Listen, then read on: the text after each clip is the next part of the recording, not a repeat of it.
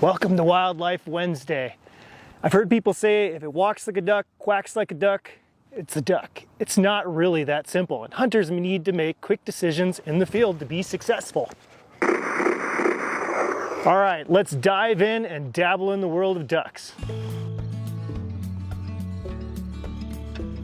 When learning the basics of duck identification, we need to start by breaking them into two main categories. That's diving ducks and dabbling ducks. So some of the things that you need to do to separate those two categories out, if you can take a look here, we have a dabbling duck. You can see that the feet, the legs, are in the middle of its body. That makes it easy to walk around on land.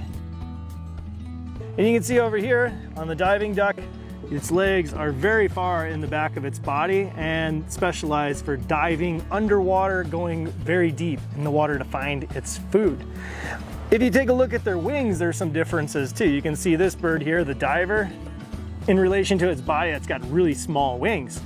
And then when you take a look over here at the dabbler, you can see that it's got really large wings. Another thing about the wings that you'll notice is the wings on dabbling ducks, they have these colorful speculums.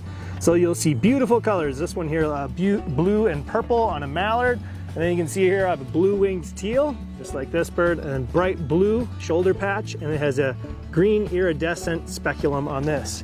And with the divers, their wings are much smaller and drab, brown, and gray colors. All right, now that we've learned the basics, let's see how we can apply this to the hunting world.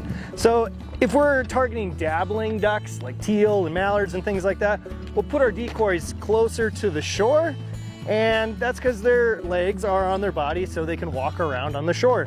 And they float higher in the water than our diver ducks. You can see the diving ducks over here. I put those further out in the water, and their bodies, they actually float a little lower in the water.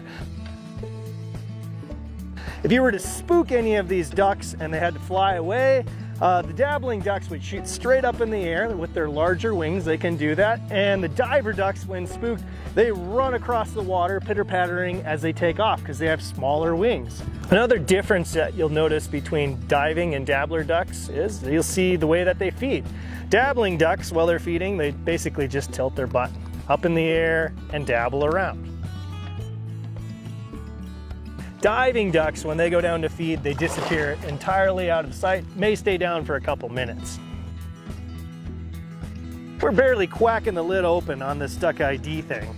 There's so much to learn. Not to mention their calls. Some ducks quack, others whistle, some grunt. They fly different, they have different habitats, different silhouettes, much more to learn.